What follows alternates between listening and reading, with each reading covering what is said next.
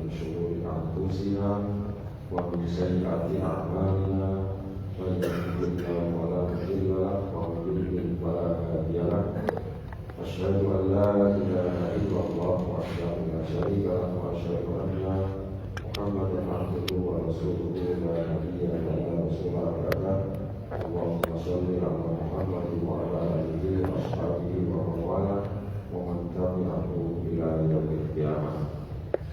Jamaah subuh yang dirahmati Allah, mari kita untuk senantiasa bersyukur kehadirat Allah Subhanahu wa Ta'ala. Bersyukur Allah sudah membangunkan kita, menghidupkan kita di pagi hari ini setelah kematian kita yang sejenak. Alhamdulillah kita bersama-sama dapat melaksanakan kewajiban kita menegakkan sholat subuh berjamaah. Mudah-mudahan sholat subuh kita adalah sholat subuh yang terbaik dan memberikan barokah serta manfaat untuk kita semua. Salat dan salam semoga tercurah kepada junjungan kita Nabi Muhammad sallallahu alaihi wasallam, kepada keluarganya, kepada sahabatnya, kepada para keturunannya, dan insyaallah kepada kita semuanya yang senantiasa menjalankan sunah-sunahnya. Mengucapkan selamat datang sugeng rawuh kepada jamaah yang datang dari berbagai daerah, baik yang datang dari sejauh kalian untuk bermuhasabah, itikaf, kemudian sholat malam, ada yang hanya sekedar sholat subuh saja, dan mungkin nanti ada yang dilanjutkan dengan study banding. Sekali lagi kita ucapkan selamat datang sugeng dan terima kasih atas kehadiran jamaah dari luar semuanya.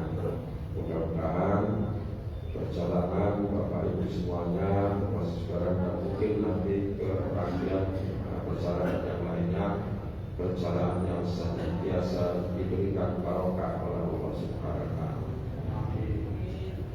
Masih nyambung dengan materi saya yang beberapa waktu yang lalu, yaitu tentang orang yang dijanjikan oleh Allah,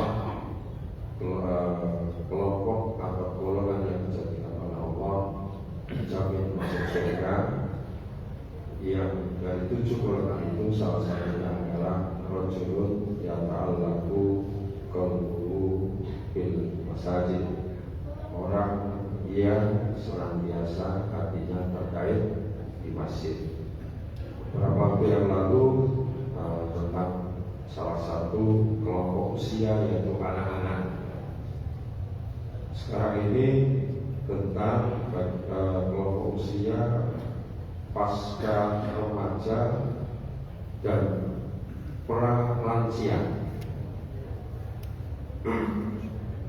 Coba sekalian, hampir di semua masjid ini mungkin mempunyai permasalahan yang sama. Mungkin menggerakkan anak-anak itu relatif mudah. Kemudian remaja masjid juga cukup mudah. Yang lansia apalagi yang sangat mudah.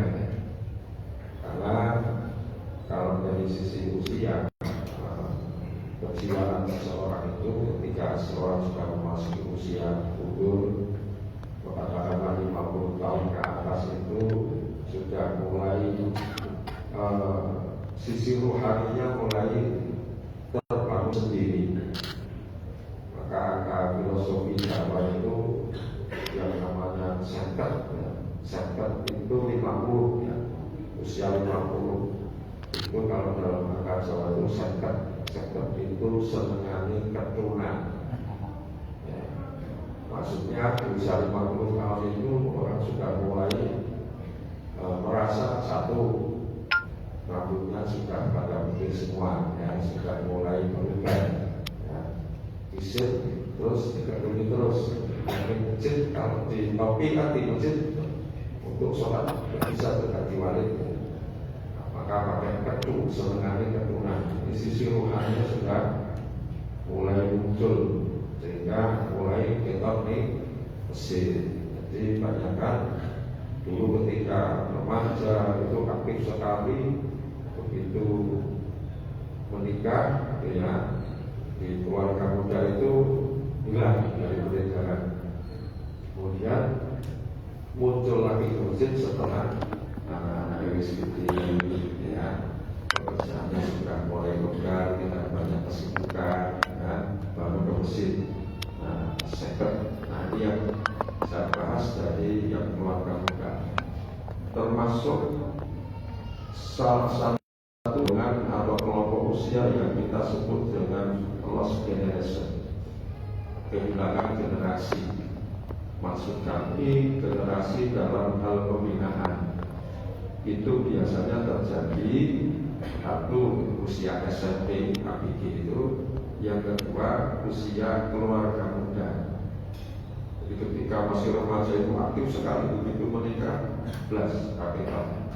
Kalau di sini juga ada istilah namanya bileng, bara bileng. Mulai pekerjaannya banyak, dia masih produktif, kalau usianya kurang gitu ya.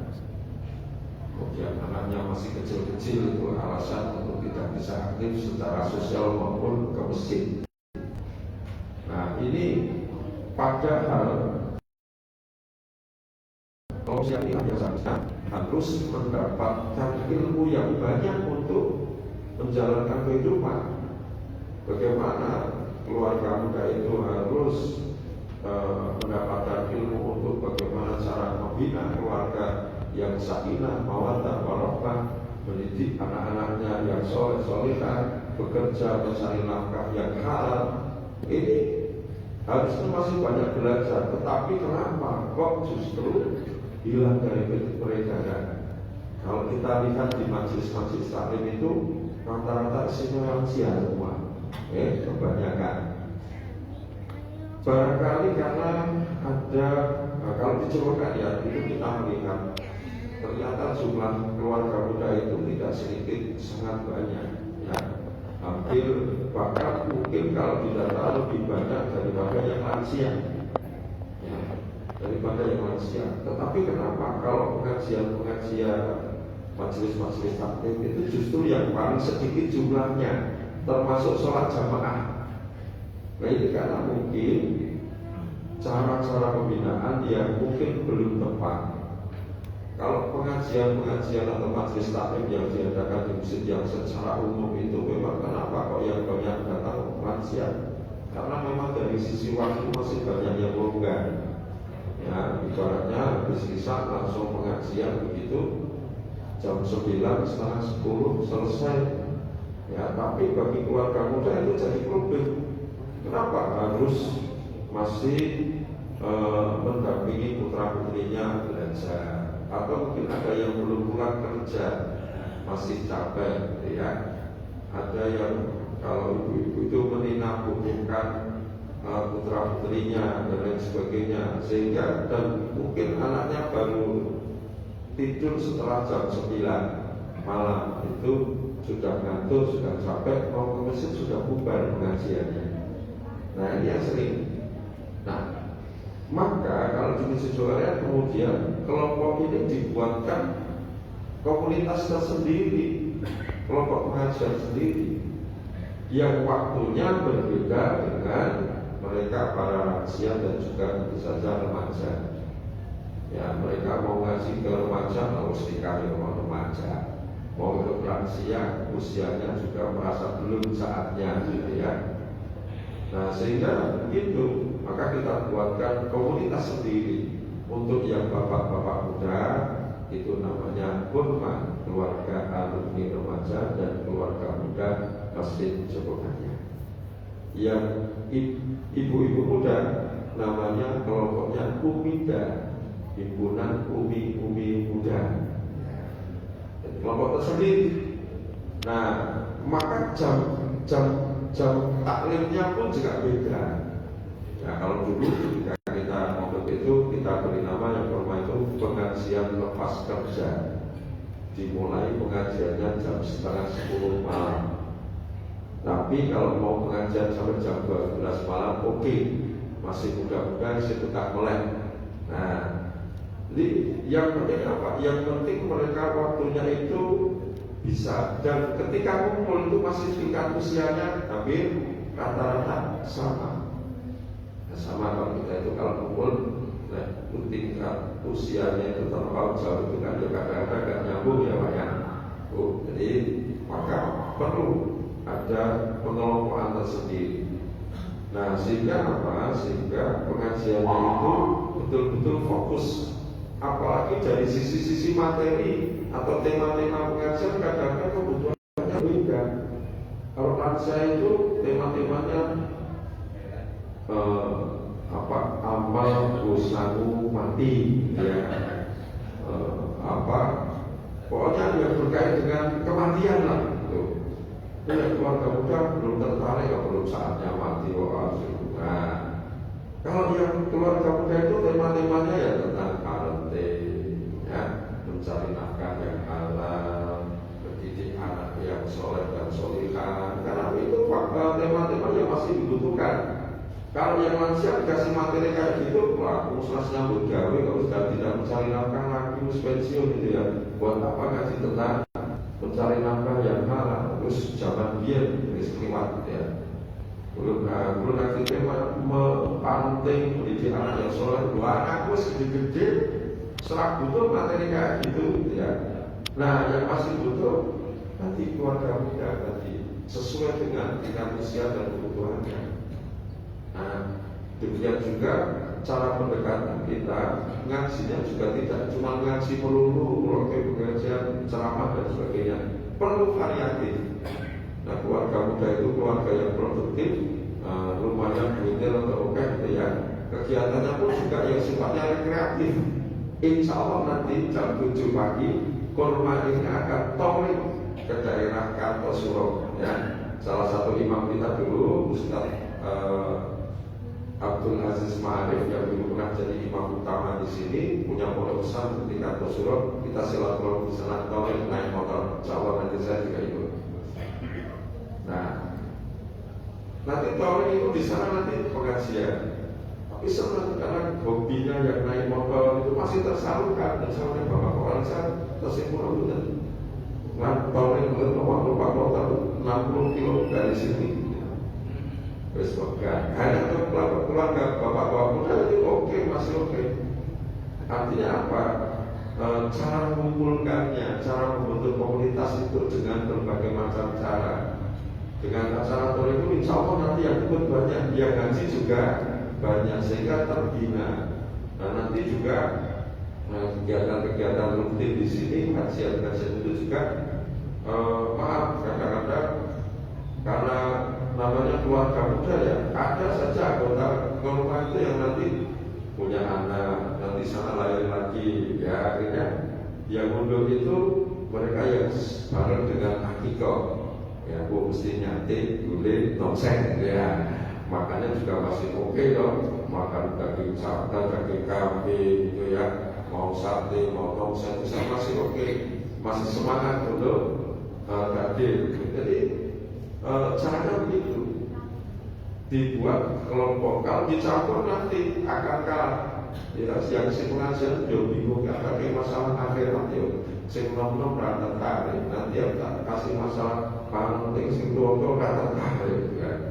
Jadi bingung juga. Nah ini sama sekali Allah sehingga pembinaan di mahasiswa itu sesuai dengan kelompoknya supaya harapannya apa? Harapannya tidak ada alasan tidak ngaji ya. Kemudian yang ibu-ibu muda, kenapa tidak dicampur dengan bapak-bapak muda? Nanti ada banyak hal yang berbeda, misalnya tentang fikih lisan gitu ya. Walaupun yang laki-laki juga butuh untuk ngajari istrinya gitu ya. Tapi masalahnya bukan itu. Nanti ketika misalnya ada masalah keluarga, bagaimana kewajiban suami seperti apa, kewajiban istri seperti apa, yang kumpulkan di satu, oh kau aneh, gue itu salah gue, nanti malah seperti itu nanti, ya. Nah, biar kalau masalah permasalahan suami itu ya, nanti bagaimana di tema-tema diberikan di Korma masalah-masalah Indonesia itu bagaimana disampaikan di kelompok Umida ya. Pun juga waktunya juga tidak bisa sama. Nek Bapak itu jam setengah 10 malam itu sampai jam 12 oke. Yang ibu-ibu muda kasihan ya. Maka jamnya itu kalau kajian jam ibu-ibu muda Umida itu jam 9 pagi, hari-hari libur ya. Tidak harus buru-buru nyiapkan anaknya untuk sarapan sekolah gitu ya. Anak-anaknya sudah mandi semua, bersih-bersih rumah sudah, menyiapkan sarapan untuk suaminya juga sudah selesai ya. Jadi ke masjid itu kalau anaknya lebih dari satu banyak itu bisa sambil ngomong gitu ya. Masjid itu nanti kalau pas pengajian Umida itu seperti ini, seperti apa playground, ada seperti playground yang anak-anak lari dan sebagainya, itu jadi meriah sekali ya, itu meriah sekali.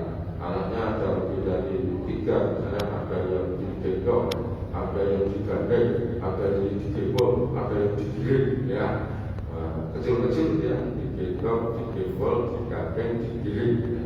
Semua diajak sambil ngomong di sini. Nah, sehingga waktunya juga menyesuaikan. Sehingga apa?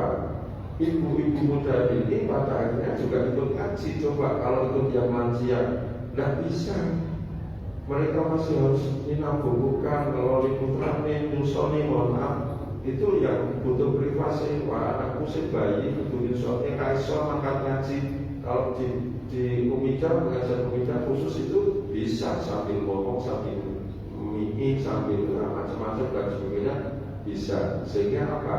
Mereka semua tetap bisa ikut ngaji. Nah, maka di sini pembinaan kita di sini dari anak-anak pasca anak-anak, ABG, kemudian remaja sampai keluarga muda dan lansia, insya Allah semua bisa terbina dengan baik, walaupun tingkat rutinitasnya juga berbeda. Artinya ada yang cuma seminggu sekali, ada yang 2 minggu sekali, ada yang sebulan sekali.